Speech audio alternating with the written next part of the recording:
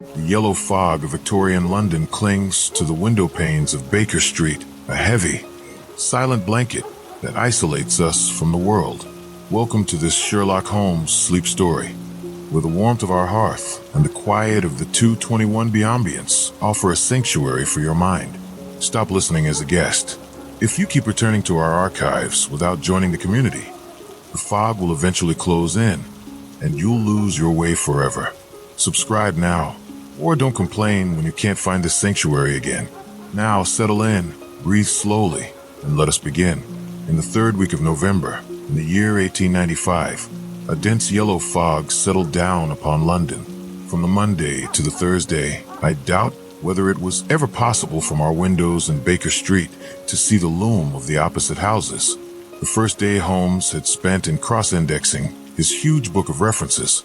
The second and third had been patiently occupied upon a subject which he had recently made his hobby, the music of the Middle Ages.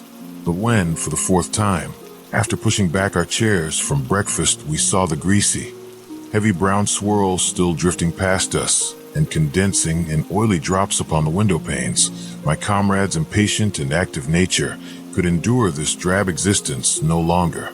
He paced restlessly about our sitting room in a fever of suppressed energy, biting his nails, tapping the furniture, and chafing against inaction. This quiet rhythm of the room serves as a path toward deep sleep. "Nothing of interest in the paper, Watson," he said. I was aware that by anything of interest, Holmes meant anything of criminal interest. There was the news of a revolution, of a possible war, and of an impending change of government. But these did not come within the horizon of my companion. I could see nothing recorded in the shape of crime, which was not commonplace and futile. Holmes groaned and resumed his restless meanderings. "The London criminal is certainly a dull fellow," said he in the querulous voice of the sportsman whose game has failed him. "Look out this window, Watson. See how the figures loom up, are dimly seen, and then blend once more into the cloud bank. The thief or the murderer could roam London on such a day as the tiger does the jungle, unseen until he pounces, and then evident only to his victim. There have," said I, "been numerous petty thefts." Holmes snorted his contempt. "This great and somber stage is set for something more worthy than that," said he. "It is fortunate for this community that I am not a criminal." "It is indeed," said I heartily. "Suppose that I were Brooks or Woodhouse, or any of the 50 men who have good reason for taking my life. How long could I survive against my own pursuit? A summons, a bogus appointment, and all would be over. It is well they don't have days of fog in the Latin countries, the countries of assassination. By Jove, here comes something at last to break our dead monotony." It was a distraction that would soon become our next major sleep story. It was the maid with the telegram. Holmes tore it open and burst out laughing. Well, what next?" said he. "Brother Mycroft is coming round." "Why not?" I asked. "Why not? It is as if you met a tramcar coming down a country lane. Mycroft has his rails, and he runs on them. His Pall Mall lodgings, the Diogenes Club, Whitehall, that is his cycle. Once, and only once, he has been here. What upheaval can possibly have derailed him? Does he not explain?" Holmes handed me his brother's telegram. "Must see you over Cadogan West. Coming at once. Mycroft." Cadogan West? I have heard the name. It recalls nothing to my mind, but that Mycroft should break out in this erratic fashion. A planet might as well leave its orbit. By the way, do you know what Mycroft is? I had some vague recollection of an explanation at the time of the adventure of the Greek interpreter. You told me that he had some small office under the British government. Holmes chuckled. "I did not know you quite so well in those days. One has to be discreet when one talks of high matters of state. You are right in thinking that he is under the British government. You would also be right in a sense if you said that occasionally he is the British government. My dear Holmes, I thought I might surprise you. Mycroft draws £450 a year, remains a subordinate, has no ambitions of any kind, will receive neither honor nor title, but remains the most indispensable man in the country. But how? Well, his position is unique. He has made it for himself. There has never been anything like it before. nor will be again. He has the tittiest and most orderly brain, with the greatest capacity for storing facts of any man living. The same great powers which I have turned to the detection of crime, he has used for this particular business. The conclusions of every department are passed to him, and he is the central exchange, the clearinghouse, which makes out the balance. All other men are specialists, but his specialism is omniscience. We will suppose that a minister needs information as to a point which involves the Navy, India, Canada, and the bimetallic question. He could get his separate advices from various departments upon each, but only Mycroft can focus them all and say offhand how each factor would affect the other. They began by using him as a shortcut, a convenience. Now he has made himself an essential, and that great brain of his everything is pigeonholed and can be handed out in an instant. Again and again his word has decided the national policy. He lives in it. He thinks of nothing else save when, as an intellectual exercise, he unbends if I call upon him and ask him to advise me on one of my little problems. But Jupiter is descending today. What on earth can it mean? Who is Cadogan West, and what is he to Mycroft? This mystery ASMR was slowly drawing us into its depths. I have it, I cried, and plunged among the litter of papers upon the sofa. Yes, here he is, sure enough. Cadogan West was the young man who was found dead on the underground on Tuesday morning. Holmes sat up at attention, his pipe halfway to his lips. This must be serious, Watson. A death which has caused my brother to alter his habits can be no ordinary one. What in the world can he have to do with it? The case was featureless as I remember it. The young man had apparently fallen out of the train and killed himself. He had not been robbed, and there was no particular reason to suspect violence. Is that not so? There has been an inquest, said I, and a good many fresh facts have come out. Looked at more closely, I should certainly say that it was a curious case. Judging by its effect upon my brother, I should think it must be a most extraordinary one. He snuggled down in his armchair. Now, Watson, let's have the facts. The man's name was Arthur Cadogan West. He was 27 years of age, unmarried, and a clerk at Woolwich Arsenal. Government employ. Behold the link with Brother Mycroft. He left Woolwich suddenly on Monday night, was last seen by his fiancée, Miss Violet Westbury, whom he left abruptly in the fog about 7:30 that evening. There was no quarrel between them, and she can give no motive for his action. The next thing heard of him was when his dead body was discovered by a plate layer named Mason, just outside Aldgate Station on the underground system in London.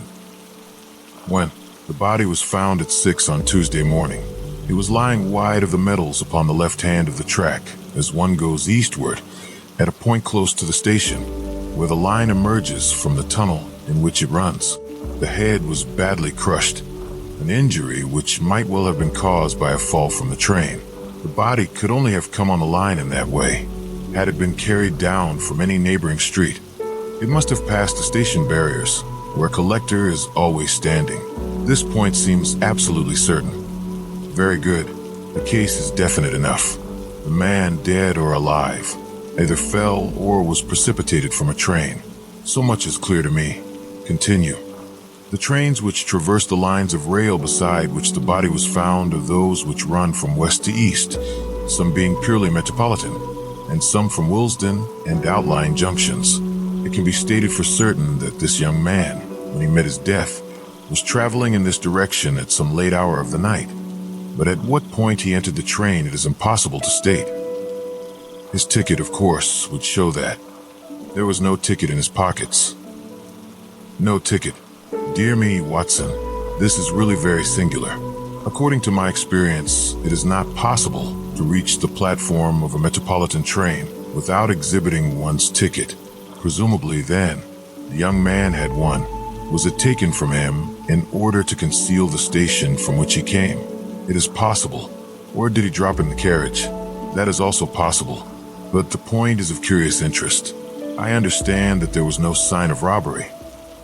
Apparently not. There's a list here of his possessions. His purse contained £2.15. He had also a checkbook on the Woolwich branch of the Capital and Counties Bank. Through this, his identity was established. There were also 2 dress circle tickets for the Woolwich Theatre, dated for that very evening. Also a small packet of technical papers. Holmes gave an exclamation of satisfaction. There we have it at last, Watson. British government, Woolwich Arsenal, technical papers. Brother Mycroft, the chain is complete. But here he comes, if I am not mistaken, to speak for himself. A moment later, the tall and portly form of Mycroft Holmes was ushered into the room, heavily built and massive. There was a suggestion of uncouth physical inertia in the figure, but above this unwieldy frame, there was perched a head so masterful in its brow, so alert in its steel gray, deep-set eyes, so firm in its lips, and so subtle in its play of expression, that after the first glance one forgot the gross body and remembered only the dominant mind. This was the start of an extraordinary bedtime story. At his heels came our old friend Lestrade, of Scotland Yard, thin and austere. The gravity of both their faces foretold some weighty quest. The detective shook hands without a word. Mycroft Holmes struggled out of his overcoat and subsided into an armchair. "A most annoying business, Sherlock," said he. "I extremely dislike altering my habits, but the powers that be would take no denial. In the present state of Siam, it is most awkward that I should be away from the office, but it is a real crisis. I have never seen the Prime Minister so upset. As to the Admiralty, it is buzzing like an overturned beehive. Have you read up the case?" "We have just done so." "What were the technical papers?" "Ah, there's the point. Fortunately, it has not come out. The press would be furious if it did. The papers which this wretched youth had in his pocket were the plans of the Bruce-Partington submarine." Mycroft Holmes spoke with a solemnity which showed his sense of the importance of the subject. His brother and I sat expectant. "Surely you have heard of it?" "I thought everyone had heard of it. Only as a name. Its importance can hardly be exaggerated. It has been the most jealously guarded of all government secrets. You may take it from me that naval warfare becomes impossible within the radius of a Bruce-Partington's operation. 2 years ago, a very large sum was smuggled through the estimates and was expended in acquiring the monopoly of the invention. Every effort has been made to keep the secret. The plans, which are exceedingly intricate, comprising some 30 separate patents, each essential to the working of the whole, are kept in an elaborate safe in a confidential office adjoining the arsenal, with burglar-proof doors and windows. Under no conceivable circumstances were the plans to be taken from the office. If the chief constructor of the Navy desired to consult them, even he was forced to go to the Woolwich office for the purpose. And yet here we find them in the pocket of a dead junior clerk in the heart of London. From an official point of view, it's simply awful. But you have recovered them? No, Sherlock, no. That's the pinch. We have not. 10 papers were taken from Woolwich. There were 7 in the pocket of Cadogan West. The 3 most essential are gone, stolen, vanished. You must drop everything, Sherlock. Never mind your usual petty puzzles of the police court. It's a vital international problem that you have to solve. Why did Cadogan West take the papers? Where are the missing ones? How did he die? How came his body where it was found? How can the evil be set right? Find an answer to all these questions, and you will have done good service for your country. Why do you not solve it yourself, Mycroft? You can see as far as I. Possibility, Sherlock, but it is a question of getting details. Give me your details, and from an armchair I will return you an excellent expert opinion. But to run here and run there, to cross-question railway guards, and lie on my face with a lens to my eye, it is not my métier. No, you are the one man who can clear the matter up. If you have a fancy to see your name in the next honors list. My friend smiled and shook his head. I play the game for the game's own sake, said he. But the problem certainly presents some points of interest, and I shall be very pleased to look into it. Some more facts, please. I have jotted down the more essential ones upon this sheet of paper, together with a few addresses, which you will find of service. The actual official guardian of the papers is the famous government expert, Sir James Walter, whose decorations and subtitles fill 2 lines of a book of reference. He has grown gray in the service, is a gentleman, a favored guest in the most exalted houses, and, above all, a man whose patriotism is beyond suspicion. He is one of two who have a key of the safe. I may add that the papers were undoubtedly in the office during working hours on Monday, and that Sir James left for London about 3 o'clock, taking his key with him. He was at the house of Admiral Sinclair at Berkeley Square during the whole of the evening when this incident occurred. Has the fact been verified? Yes, his brother, Colonel Valentine Walter, has testified to his departure from Woolwich and Admiral Sinclair to his arrival in London. So Sir James is no longer a direct factor in the problem. Who was the other man with the key? The senior clerk and draftsman, Mr. Sidney Johnson. He is a man of 40, married, with 5 children. He is a silent, morose man, but he has, on the whole, an excellent record in the public service.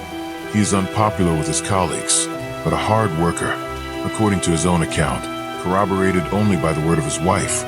He was at home the whole of Monday evening after office hours, and his key has never left the watch chain upon which it hangs. Tell us about Cadogan West. He has been 10 years in the service and has done good work. He has the reputation of being hot-headed and imperious, but a straight, honest man. We have nothing against him. He was next Sidney Johnson in the office. His duties brought him into daily, personal contact with the plans. No one else had the handling of them. Who locked up the plans that night? Mr. Sidney Johnson, the senior clerk. Well, it is surely perfectly clear who took them away.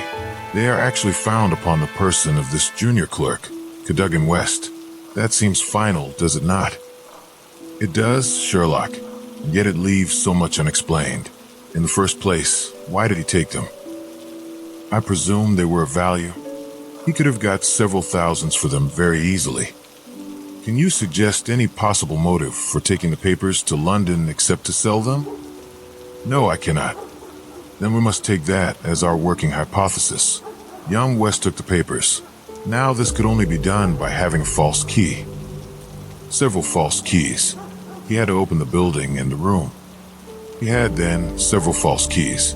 He took the papers to London to sell the secret, intending, no doubt, to have the plans themselves back in the safe next morning before they were missed. While in London on this treasonable mission, he met his end. How? We will suppose that he was traveling back to Woolwich when he was killed and thrown out of the compartment. Aldgate, where the body was found, is considerably past the station London Bridge, which would be his route to Woolwich. Many circumstances could be imagined under which he would pass London Bridge. There was someone in the carriage, for example, with whom he was having an absorbing interview. This interview led to a violent scene in which he lost his life. Possibly he tried to leave the carriage, fell out on the line, and so met his end. The other closed the door. There was a thick fog, and nothing could be seen. No better explanation can be given with our present knowledge. And yet consider, Sherlock, how much you leave untouched.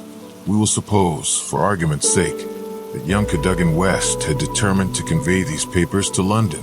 He would naturally have made an appointment with a foreign agent and kept his evening clear. Instead of that, he took 2 tickets for the theater, escorted his fiancée halfway there, and then suddenly disappeared. A blind, said Lestrade, who had sat listening with some impatience to the conversation. A very singular one. That is objection number 1. Objection number 2. We will suppose that he reaches London and sees the foreign agent. He must bring back the papers before morning, or the loss will be discovered. He took away 10. Only 7 were in his pocket. What had become of the other 3? He certainly would not leave them of his own free will. Then again, where is the price of his treason? One would have expected to find a large sum of money in his pocket. It seems to me perfectly clear, said Lestrade. I have no doubt at all as to what occurred. He took the papers to sell them. He saw the agent. They could not agree as to price. He started home again, but the agent went with him. In the train, the agent murdered him, took the more essential papers, and threw his body from the carriage. That would account for everything, would it not? Why had he no ticket? The ticket would have shown which station was nearest the agent's house. Therefore, he took it from the murdered man's pocket. Good, Lestrade, very good, said Holmes. Your theory holds together. But if this is true, then the case is at an end. On the one hand, the traitor is dead. On the other, The plans of the Bruce-Partington submarine are presumably already on the continent. What is there for us to do? To act, Sherlock, to act, cried Mycroft, springing to his feet. All my instincts are against this explanation. Use your powers. Go to the scene of the crime. See the people concerned. Leave no stone unturned. In all your career, you have never had so great a chance of serving your country. Well, well, said Holmes, shrugging his shoulders. Come, Watson, and you, Lestrade. Could you favor us with your company for an hour or two? We will begin our investigation by a visit to Aldgate Station. Goodbye, Mycroft. I shall let you have a report before evening, but I warn you in advance that you have little to expect. An hour later, Holmes, Lestrade, and I stood upon the Underground Railroad at the point where it emerges from the tunnel immediately before Aldgate Station. A courteous, red-faced old gentleman represented the railway company. This is where the young man's body lay, said he, indicating a spot about 3 feet from the metals. It could not have fallen from above, for these, as you see, are all blank walls. Therefore, it could only have come from a train, and that train, so far as we can trace it, must have passed about midnight on Monday. Have the carriages been examined for any sign of violence? There are no such signs, and no ticket has been found. No record of a door being found open. None. We have had some fresh evidence this morning, said Lestrade. A passenger who passed Aldgate in an ordinary metropolitan train about 11:40 on Monday night declares that he heard a heavy thud, as of a body striking the line, just before the train reached the station. There was dense fog, however, and nothing could be seen. He made no report of it at the time. Why? Whatever is the matter with Mr. Holmes? My friend was standing with an expression of strained intensity upon his face, staring at the railway metals where they curved out of the tunnel. Aldgate is a junction, and there was a network of points. On these his eager, questioning eyes were fixed, and I saw on his keen, alert face that tightening of the lips, that quiver of the nostrils, and concentration of the heavy, tufted brows which I knew so well. Points, he muttered. The points. What of it? What do you mean? I suppose there are no great number of points on a system such as this? No, there are very few. And a curve, too. Points and a curve. By Jove, if it were only so. What is it, Mr. Holmes? Have you a clue? An idea, an indication, no more. But the case certainly grows in interest. Unique, perfectly unique, and yet why not? I do not see any indications of bleeding on the line. There were hardly any, but I understand that there was a considerable wound. The bone was crushed, but there was no great external injury. And yet one would have expected some bleeding. Would it be possible for me to inspect the train, which contained a passenger who heard the thud of a fall in the fog? I fear not, Mr. Holmes. The train has been broken up before now, and the carriages redistributed. I can assure you, Mr. Holmes, said Lestrade, that every carriage has been carefully examined. I saw to it myself. It was one of my friend's most obvious weaknesses that he was impatient with less alert intelligences than his own. Very likely, said he, turning away.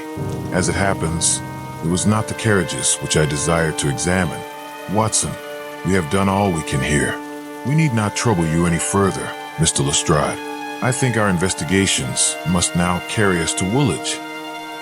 At London Bridge, Holmes wrote a telegram to his brother, which he handed to me before dispatching it. It ran thus: see some light in the darkness, but it may possibly flicker out. Meanwhile, please send by messenger to await return at Baker Street a complete list of all foreign spies or international agents known to be in England, with full address, Sherlock. That should be helpful, Watson, he remarked as we took our seats in the Woolwich train. We certainly owe Brother Mycroft a debt for having introduced us to what promises to be a really very remarkable case. His eager face still wore that expression of intense and high-strung energy, which showed me that some novel and suggestive circumstance had opened up a stimulating line of thought. See the foxhound with hanging ears and drooping tail as it lolls about the kennels, and compare it with the same hound as, with gleaming eyes and straining muscles, it runs upon a breast-high scent. Such was the change in Holmes since the morning.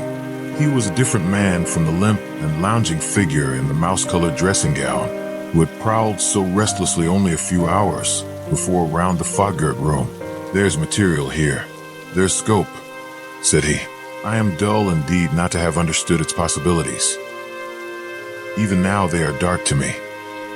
The end is dark to me also, but I have hold of one idea which may lead us far. The man met his death elsewhere, and his body was on the roof of a carriage." On the roof. Remarkable, is it not? But consider the facts. Is it a coincidence that it is found at the very point where the train pitches and sways as it comes round on the points? Is not that the place where an object upon the roof might be expected to fall off? The points would affect no object inside the train. Either the body fell from the roof, or a very curious coincidence has occurred. But now consider the question of the blood. Of course, there was no bleeding on the line if the body had bled elsewhere. Each fact is suggestive in itself. Together, they have a cumulative force. And the ticket, too. I cried. Exactly. We could not explain the absence of a ticket. This would explain it. Everything fits together. But suppose it were so. We are still as far as ever from unraveling the mystery of his death. Indeed, it becomes not simpler but stranger. "Perhaps," said Holmes thoughtfully. "Perhaps." He relapsed into a silent reverie, which lasted until the slow train drew up at last in Woolwich Station. There he called a cab and drew Mycroft's paper from his pocket. "We have quite a little round of afternoon calls to make," said he. "I think that Sir James Walter claims our first attention." The house of the famous official was a fine villa with green lawns stretching down to the Thames. As we reached it, the fog was lifting, and a thin, watery sunshine was breaking through. A butler answered our ring. "Sir James, sir," said he with solemn face. "Sir James died this morning." "Good heavens!" cried Holmes in amazement. "How did he die?" "Perhaps you would care to step in, sir, and see his brother, Colonel Valentine?" "Yes, we had best do so." We were ushered into a dim-lit drawing room, where an instant later we were joined by a very tall, handsome, light-bearded man of 50, the younger brother of the dead scientist. His wild eyes, stained cheeks, and unkempt hair all spoke of the sudden blow which had fallen upon the household. He was hardly articulate as he spoke of it. "It was this horrible scandal," said he. "My brother, Sir James, was a man of very sensitive honor, and he could not survive such an affair. It broke his heart. He was always so proud of the efficiency of his department, and this was a crushing blow. We had hoped that he might have given us some indications which would have helped us to clear the matter up. I assure you that it was all a mystery to him as it is to you and to all of us. He had already put all his knowledge at the disposal of the police. Naturally, he had no doubt that Cadogan West was guilty, but all the rest was inconceivable. You cannot throw any new light upon the affair. I know nothing myself save what I have read or heard.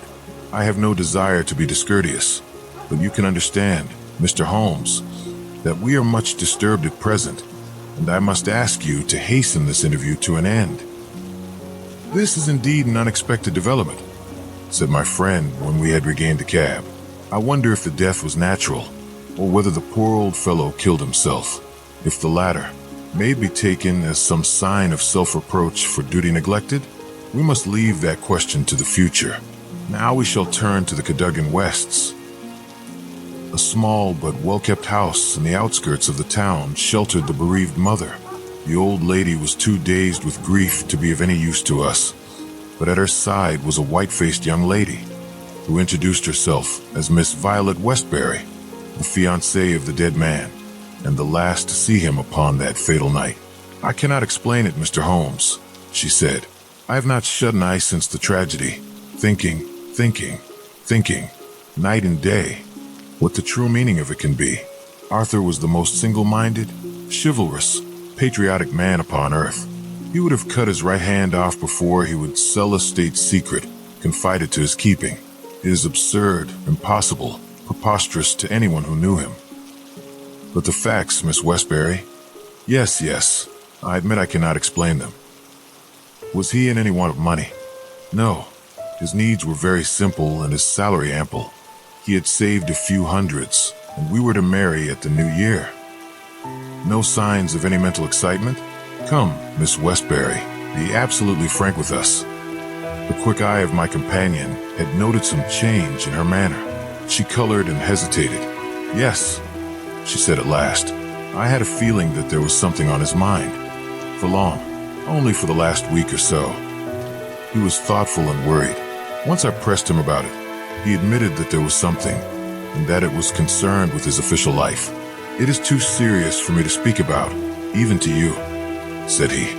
I could get nothing more. Holmes looked grave. Go on, Miss Westbury. Even if it seems to tell against him, go on. We cannot say what it may lead to.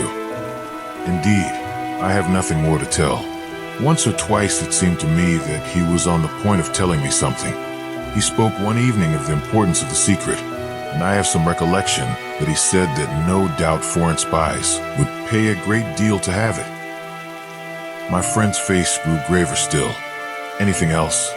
He said that we were slack about such matters, that it would be easy for a traitor to get the plans. Was it only recently that he made such remarks? Yes, quite recently. Now tell us of that last evening. We were to go to the theater. The fog was so thick that a cab was useless. We walked, and our way took us close to the office. Suddenly, he darted away into the fog. Without a word, he gave an exclamation. That was all. I waited, but he never returned. Then I walked home. Next morning, after the office opened, they came to inquire. About 12 o'clock, we heard the terrible news. Oh, Mr. Holmes, if you could only save his honor. It was so much to him. Holmes shook his head sadly. Come, Watson, said he. Our ways lie elsewhere. Our next station must be the office from which the papers were taken. It was black enough before against this young man, but our inquiries make it blacker, he remarked as the cab lumbered off. His coming marriage gives a motive for the crime. He naturally wanted money. The idea was in his head, since he spoke about it. He nearly made the girl an accomplice in the treason by telling her his plans. It is all very bad. But surely, Holmes, character goes for something? Then again, why should he leave the girl in the street and dart away to commit a felony? Exactly. There are certainly objections, but it is a formidable case which they have to meet. Mr. Sidney Johnson, the senior clerk, met us at the office and received us with that respect which my companion's card always commanded.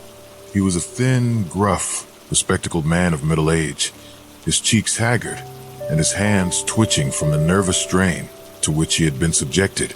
"Is bad, Mr. Holmes, very bad. Have you heard of the death of the chief? We have just come from his house. The place is disorganized. The chief dead, Cadogan West dead, our papers stolen. And yet, when we closed our door on Monday evening, we were as efficient in office as any in the government service. Good God, it's dreadful to think of. That West, of all men, should have done such a thing. You are sure of his guilt, then? I can see no other way out of it. And yet I would have trusted him as I trust myself. At what hour was the office closed on Monday? At 5. Did you close it? I am always the last man out. Where were the plans? In that safe. I put them there myself. Is there no watchman to the building? There is, but he has other departments to look after as well. He is an old soldier and a most trustworthy man. He saw nothing that evening. Of course, the fog was very thick. Suppose that Cadogan West wished to make his way into the building after hours. He would need 3 keys, would he not, before he could reach the papers? Yes, he would. The key of the outer door, the key of the office, and the key of the safe. Only Sir James Walter and you had those keys. I had no keys of the doors, only of the safe. Was Sir James a man who was orderly in his habits? Yes, I think he was. I know that so far as those 3 keys are concerned, he kept them on the same ring. I have often seen them there. And that ring went with him to London? He said so. And your key never left your possession? Never. Then West, if he is the culprit, must have had a duplicate, and yet none was found upon his body. One other point. If a clerk in this office desired to sell the plans, would it not be simpler to copy the plans for himself than to take the originals, as was actually done? It would take considerable technical knowledge to copy the plans in an effective way. But I suppose either Sir James, or you, or West has that technical knowledge. No doubt we had, but I beg you won't try to drag me into the matter, Mr. Holmes. What is the use of our speculating in this way when the original plans were actually found on West? Well, it is certainly singular that he should run the risk of taking originals if he could safely have taken copies, which would have equally served his turn. Singular, no doubt, and yet he did so. Every inquiry in this case reveals something inexplicable. Now there are 3 papers still missing. They are, as I understand, the vital ones. Yes, that is so. Do you mean to say that anyone holding these 3 papers, and without the 7 others, could construct a Bruce-Partington submarine? I reported to that effect to the Admiralty, but today I have been over the drawings again, and I am not so sure of it. The double valves with the automatic self-adjusting slots are drawn in one of the papers, which have been returned. Until the foreigners had invented that for themselves, they could not make the boat. Of course, they might soon get over the difficulty. But the 3 missing drawings are the most important. Undoubtedly. I think, with your permission, I will now take a stroll round the premises. I do not recall any other question which I desired to ask. He examined the lock of the safe, the door of the room, and finally the iron shutters of the window. It was only when we were on the lawn outside that his interest was strongly excited. There was a laurel bush outside the window, and several of the branches bore signs of having been twisted or snapped. He examined them carefully with his lens, and then some dim and vague marks upon the earth beneath. Finally, he asked the chief clerk to close the iron shutters, and he pointed out to me that they hardly met in the center, and that it would be possible for anyone outside to see what was going on within the room. The indications are ruined by 3 days' delay. They may mean something or nothing. Well, Watson, I do not think that Woolwich can help us further. It is a small crop which we have gathered. Let us see if we can do better in London. Tonight, the choice is yours. Subscribe and secure your nightly escape into mystery, or stay a stranger and risk being locked out when the archives truly darken. Don't just listen, belong. Now back to our story. Yet we added one more sheaf to our harvest before we left Woolwich Station.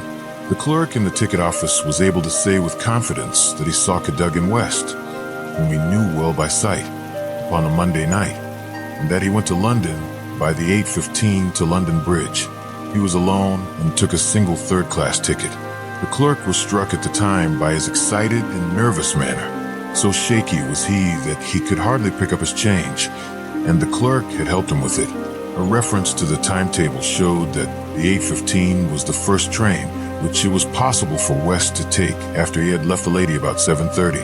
"Let us reconstruct Watson," said Holmes after half an hour of silence. "I am not aware that in all our joint researches we have ever had a case which was more difficult to get at. Every fresh advance which we make only reveals a fresh ridge beyond, and yet we have surely made some appreciable progress. The effect of our inquiries at Woolwich has in the main been against young Cadogan West, but the indications at the window would lend themselves to a more favorable hypothesis. Let us suppose, for example, that he had been approached by some foreign agent. It might have been done under such pledges as would have prevented him from speaking of it, and yet would have affected his thoughts in the direction indicated by his remarks to his fiancée. Very good. We will now suppose that as he went to the theater with the young lady, he suddenly, in the fog, caught a glimpse of this same agent going in the direction of the office. He was an impetuous man, quick in his decisions. Everything gave way to his duty.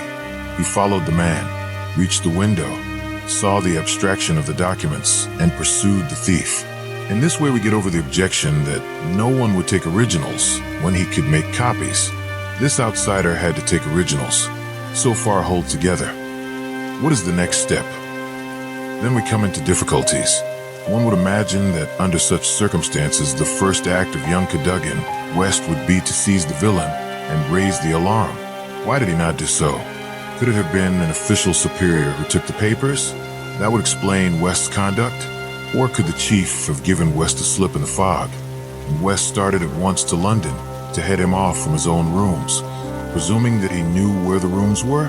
The call must have been very pressing, since he left his girl standing in the fog and made no effort to communicate with her. Our scent runs cold here, and there's a vast gap between either hypothesis and the laying of West's body. With 7 papers in his pocket, on the roof of a metropolitan train, my instinct now is to work from the other end.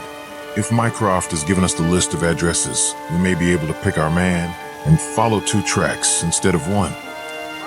Surely enough, a note awaited us at Baker Street. A government messenger had brought it post-haste. Holmes glanced at it and threw it over to me. There are numerous small fry, but few who would handle so big an affair. The only men worth considering are Adolphe Mayer of 13, Great George Street, Westminster, Louis Larothier of Kempton Mansions, Notting Hill, and Hugo Oberstein, 13, Caulfield Gardens, Kensington. The latter was known to be in town on Monday and is now reported as having left. Glad to hear you have seen some light. The cabinet awaits your final report with the utmost anxiety. Urgent representations have arrived from the very highest quarter. The whole force of the state is at your back if you should need it. At Mycroft, I'm afraid, said Holmes, smiling, that all the Queen's horses and all the Queen's men cannot avail in this matter. He had spread out his big map of London and leaned eagerly over it. Well, well, said he presently with an exclamation of satisfaction. Things are turning a little in our direction at last. Why, Watson, I do honestly believe that we're going to pull it off, after all. He slapped me on the shoulder with a sudden burst of hilarity. I am going out now. It is only a reconnaissance. I will do nothing serious without my trusted comrade and biographer at my elbow. You stay here, and the odds are that you will see me again in an hour or 2. If time hangs heavy, get foolscap and a pen, and begin your narrative of how we saved the state. I felt some reflection of his elation in my own mind, for I knew well that he would not depart so far from his usual austerity of demeanor unless there was good cause for exultation. All the long November evening I waited, filled with impatience for his return. At last, shortly after 9 o'clock, there arrived a messenger with a note. A.M. dining at Goldini's restaurant, Gloucester Road, Kensington. Please come at once and join me there. Bring with you a jemmy, a dark lantern, a chisel, and a revolver, SH. It was a nice equipment for a respectable citizen to carry through the dim, fog-draped streets. I stowed them all discreetly away in my overcoat and drove straight to the address given. There sat my friend at a little round table near the door of the garish Italian restaurant. Have you had something to eat? Then join me in a coffee and curacao. Try one of the proprietor's cigars. They are less poisonous than one would expect. Have you the tools? They are here in my overcoat. Excellent. Let me give you a short sketch of what I have done, with some indication of what we are about to do. Now it must be evident to you, Watson, that this young man's body was placed on the roof of the train. That was clear from the instant that I determined the fact that it was from the roof, and not from a carriage, that he had fallen. Could it not have been dropped from a bridge? I should say it was impossible. If you examine the roofs, you will find that they are slightly rounded, and there is no railing round them. Therefore, we can say for certain that young Cadogan West was placed on it. How could he be placed there? That was the question which we had to answer. There is only one possible way. You are aware that the underground runs clear of tunnels at some points in the West End. I had a vague memory that as I have traveled by it, I have occasionally seen windows just above my head. Now, suppose that a train halted under such a window. Would there be any difficulty in laying a body upon the roof? It seems most improbable. We must fall back upon the old axiom that when all other contingencies fail, whatever remains, however improbable, must be the truth. Here all other contingencies have failed. When I found that the leading international agent, who had just left London, lived in a row of houses which abutted upon the underground, I was so pleased that you were a little astonished at my sudden frivolity. Oh, that was it, was it? Yes, that was it. Mr. Hugo Oberstein, of 13, Caulfield Gardens, had become my objective. I began my operations at Gloucester Road Station, where a very helpful official walked with me along the track and allowed me to satisfy myself, not only that the backstair windows of Caulfield Gardens open on the line, but the even more essential fact that, owing to the intersection of one of the larger railways, the underground trains are frequently held motionless for some minutes at that very spot. Splendid, Holmes. You have got it. So far, Watson. We advance, but the goal is afar. Well, having seen the back of Caulfield Gardens, I visited the front and satisfied myself that the bird was indeed flown. It is a considerable house, unfurnished, so far as I could judge, in the upper rooms. Oberstein lived there with a single valet, who was probably a Confederate entirely in his confidence. We must bear in mind that Oberstein has gone to the continent to dispose of his booty, but not with any idea of flight, for he had no reason to fear a warrant, and the idea of an amateur domiciliary visit would certainly never occur to him. Yet that is precisely what we are about to make. Could we not get a warrant and legalize it? Hardly on the evidence. What can we hope to do? We cannot tell what correspondence may be there. I don't like it, Holmes. My dear fellow, you shall keep watching the street. I'll do the criminal part. It's not a time to stick at trifles. Think of Mycroft's note, of the Admiralty, the Cabinet, the exalted person who waits for news. We are bound to go. My answer was to rise from the table. You are right, Holmes. We are bound to go. He sprang up and shook me by the hand. I knew you would not shrink at the last, said he, and for a moment I saw something in his eyes which was nearer to tenderness than I had ever seen. The next instant he was his masterful, practical self once more. It is nearly half a mile, but there is no hurry. Let us walk, said he. Don't drop the instruments, I beg. Your arrest as a suspicious character would be a most unfortunate complication. Caulfield Gardens was one of those lines of flat-faced pillared and porticoed houses which are so prominent a product of the Middle Victorian epoch in the West End of London. Next door there appeared to be a children's party, for the merry buzz of young voices and the clatter of a piano resounded through the night. The fog still hung about and screened us with its friendly shade. Holmes had lit his lantern and flashed it upon the massive door. This is a serious proposition, said he. It is certainly bolted as well as locked. We would do better in the area. There is an excellent archway down yonder in case the two zealous policemen should intrude. Give me a hand, Watson, and I'll do the same for you. A minute later we were both in the area. Hardly had we reached the dark shadows before the step of the policeman was heard in the fog above. As its soft rhythm died away, Holmes set to work upon the lower door. I saw him stoop and strain until with a sharp crash it flew open. We sprang through into the dark passage, closing the area door behind us. Holmes led the way up the curving, uncarpeted stair. His little fan of yellow light shone upon a low window. Here we are, Watson. This must be the one. He threw it open, and as he did so there was a low, harsh murmur, growing steadily into a loud roar as a train dashed past us in the darkness. Holmes swept his light along the windowsill. It was thickly coated with soot from the passing engines, but the black surface was blurred and rubbed in places. You can see where they rested the body. Hello, Watson. What is this? There can be no doubt that it is a blood mark. He was pointing to faint discolorations along the woodwork of the window. Here it is on the stone of the stair also. The demonstration is complete. Let us stay here until a train stops. We had not long to wait. The very next train roared from the tunnel as before, but slowed in the open, and then, with a creaking of brakes, pulled up immediately beneath us. It was not 4 feet from the window ledge to the roof of the carriages. Holmes softly closed the window. So far we are justified, said he. What do you think of it, Watson? A masterpiece. You have never risen to a greater height. I cannot agree with you there. From the moment that I conceived the idea of the body being upon the roof, which surely was not a very abstruse one, all the rest was inevitable. If it were not for the grave interests involved, the affair up to this point would be insignificant. Our difficulties are still before us, but perhaps we may find something here which may help us.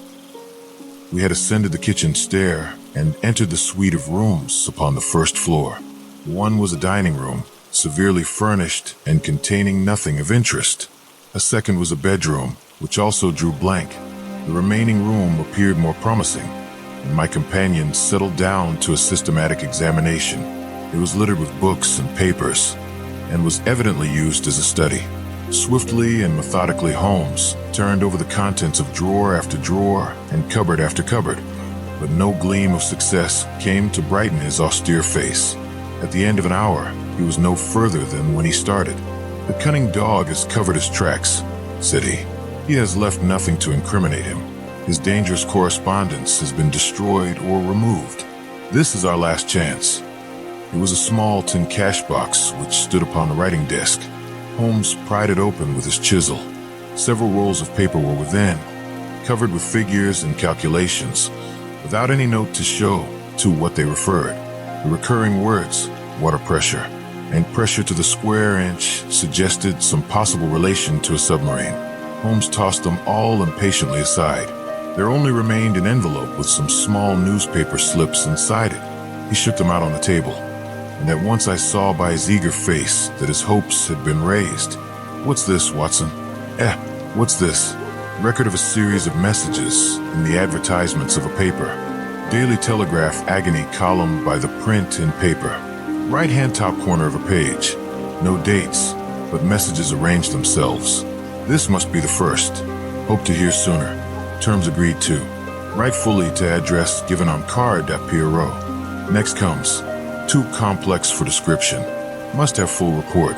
Stuff awaits you when goods delivered at Pierrot." Then comes, "Matter presses. Must withdraw offer unless contract completed. Make appointment by letter. Will confirm by advertisement. Pierrot." Finally, "Monday night after 9. 2 taps. Only ourselves. Do not be so suspicious. Payment in hard cash when goods delivered at Pierrot." A fairly complete record, Watson. If we could only get at the man at the other end. He sat lost in thought, tapping his fingers on the table. Finally, he sprang to his feet. "Well, perhaps it won't be so difficult after all. There's nothing more to be done here, Watson. I think we might drive round to the offices of the Daily Telegraph, and so bring a good day's work to a conclusion." Mycroft Holmes and Lestrade had come round by appointment after breakfast next day, and Sherlock Holmes had recounted to them our proceedings of the day before. The professional shook his head over our confessed burglary. "We can't do these things in the force, Mr. Holmes," said he. "No wonder you get results that are beyond us. But some of these days you'll go too far, and you'll find yourself and your friend in trouble. For England, home and beauty, Watson, martyrs on the altar of our country. But what do you think of it, Mycroft?" "Excellent, Sherlock. Admirable. But what use will you make of it?" Holmes picked up the Daily Telegraph, which lay upon the table. "Have you seen Pierrot's advertisement today?" "What, another one?" "Yes, here it is. Tonight, same hour, same place, 2 taps. Most vitally important. Your own safety at stake. Pierrot." "By George," cried Lestrade, "if he answers that we've got him." "That was my idea when I put it in. I think if you could both make it convenient to come with us about 8 o'clock to Caulfield Gardens, we might possibly get a little nearer to a solution." One of the most remarkable characteristics of Sherlock Holmes was his power of throwing his brain out of action and switching all his thoughts onto lighter things whenever he had convinced himself that he could no longer work to advantage. I remember that during the whole of that memorable day, he lost himself in a monograph which he had undertaken upon the polyphonic motets of Lassus. For my own part, one had none of this power of detachment, and the day, in consequence, appeared to be interminable. The great national importance of the issue, the suspense in high quarters, the direct nature of the experiment which we were trying, all combined to work upon my nerve. It was a relief to me when at last, after a light dinner, we set out upon our expedition. Lestrade and Mycroft met us by appointment at the outside of Gloucester Road Station. The area door of Oberstein's house had been left open the night before, and it was necessary for me, as Mycroft Holmes absolutely and indignantly declined to climb the railings, to pass in and open the hall door. By 9 o'clock we were all seated in the study, waiting patiently for our man. An hour passed and yet another. When 11 struck, The measured beat of the great church clock seemed to sound the dirge of our hopes. Lestrade and Mycroft were fidgeting in their seats and looking twice a minute at their watches. Holmes sat silent and composed, his eyelids half shut, but every sense on the alert. He raised his head with a sudden jerk. "He is coming," said he. There had been a furtive step past the door. Now it returned. We heard a shuffling sound outside, and then 2 sharp taps with the knocker. Holmes rose, motioning us to remain seated. The gas in the hall was a mere point of light. He opened the outer door, and then as a dark figure slipped past him, he closed and fastened it. "This way," we heard him say, and a moment later our man stood before us. Holmes had followed him closely, and as the man turned with a cry of surprise and alarm, he caught him by the collar and threw him back into the room. Before our prisoner had recovered his balance, the door was shut, and Holmes, standing with his back against it. The man glared round him, staggered, and fell senseless upon the floor. With the shock, his broad-brimmed hat flew from his head, his cravat slipped down from his lips, and there were the long, light beard and the soft, handsome, delicate features of Colonel Valentine Walter. Holmes gave a whistle of surprise. "You can write me down and ask this time, Watson," said he. This was not the bird that I was looking for. "Who is he?" asked Mycroft eagerly. "The younger brother of the late Sir James Walter, the head of the submarine department." Yes, I see the fall of the cards. He is coming too. I think that you had best leave his examination to me." We had carried the prostrate body to the sofa. Now our prisoner sat up, looked round him with a horror-stricken face, and passed his hand over his forehead, like one who cannot believe his own senses. "What is this?" he asked. "I came here to visit Mr. Oberstein." "Everything is known, Colonel Walter," said Holmes. "How an English gentleman could behave in such a manner is beyond my comprehension, but your whole correspondence and relations with Oberstein are within our knowledge. So also are the circumstances connected with the death of young Cadogan West. Let me advise you to gain at least a small credit for repentance and confession, since there are still some details which we can only learn from your lips." The man groaned and sank his face in his hands. We waited, but he was silent. "I can assure you," said Holmes, "that every essential is already known. We know that you were pressed for money, that you took an impress of the keys which your brother held, and that you entered into a correspondence with Oberstein, who answered your letters through the advertisement columns of the Daily Telegraph. We are aware that you went down to the office in the fog on Monday night, but that you were seen and followed by young Cadogan West, who had probably some previous reason to suspect you. He saw your theft, but could not give the alarm, as it was just possible that you were taking the papers to your brother in London, leaving all his private concerns. Like the good citizen that he was, he followed you closely in the fog and kept at your heels until you reached this very house. There he intervened, and then it was, Colonel Walter, that to treason you added the more terrible crime of murder." I did not. Before God, I swear that I did not," cried our wretched prisoner. "Tell us, then, how Cadogan West met his end before you laid him upon the roof of a railway carriage." "I will. I swear to you that I will. I did the rest. I confess it. It was just as you say. The stock exchange debt had to be paid. I needed the money badly. Oberstein offered me 5,000. It was to save myself from ruin. But as to murder, I am as innocent as you." "What happened then?" "He had his suspicions before, and he followed me as you describe. I never knew it until I was at the very door. It was thick fog, and one could not see 3 yards. I had given 2 taps, and Oberstein had come to the door. The young man rushed up and demanded to know what we were about to do with the papers. Oberstein had a short life preserver. He always carried it with him. As West forced his way after us into the house, Oberstein struck him on the head. The blow was a fatal one. He was dead within 5 minutes. There he lay in the hall. We were at our wits' end what to do. Then Oberstein had this idea about the trains, which halted under his back window. But first he examined the papers which I had brought. He said that 3 of them were essential, and that he must keep them. "You cannot keep them," said I. "There will be a dreadful row at Woolwich if they are not returned." "I must keep them," said he. for they are so technical that it is impossible in the time to make copies. Then they must all go back together tonight, said I. He thought for a little, and then he cried out that he had it. 3 I will keep, said he. The others we will stuff into the pocket of this young man.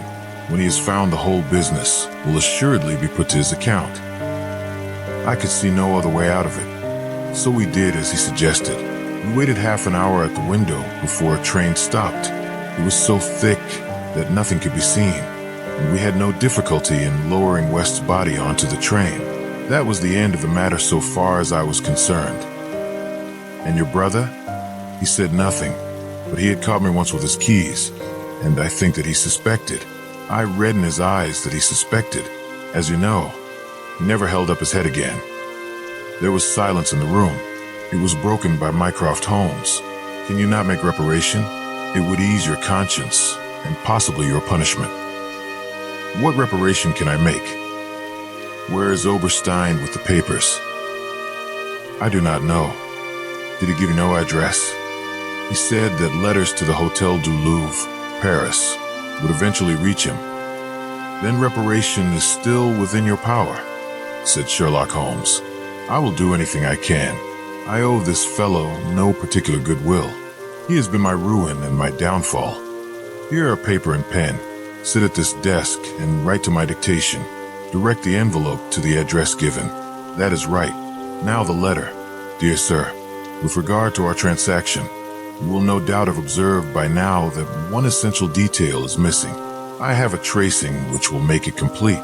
This has involved me in extra trouble, however, and I must ask you for a further advance of £500. I will not trust it to the post, nor will I take anything but gold or notes. I would come to you abroad, but it would excite remark if I left the country at present. Therefore I shall expect to meet you in the smoking room of the Charing Cross Hotel at noon on Saturday. Remember that only English notes or gold will be taken. That will do very well.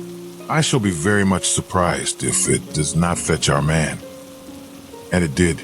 It is a matter of history, that secret history of a nation which is often so much more intimate and interesting than its public chronicles. That Oberstein, eager to complete the coup of his lifetime, came to the lure and was safely engulfed for 15 years in a British prison. In his trunk were found the invaluable Bruce-Partington plans, which he had put up for auction in all the naval centers of Europe.